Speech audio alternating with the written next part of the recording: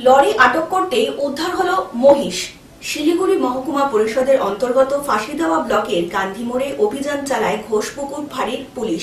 সেখানেই পাইপ বোঝাই ৬ চাকা লরি আটক করে এবং তল্লাশি চালাতে উদ্ধার হয় ২১টি মহিষ। এরপর চালকের কাছে বৈধ কাগজপত্র দেখাতে বলা হয়, তবে চালক কোনো বৈধ কাগজপত্র দেখাতে পারেননি। এরপরেই চালককে গ্রেপ্তার করে থানায় নিয়ে যায় পুলিশ। ধৃত চালকের নাম আমির হোসেন।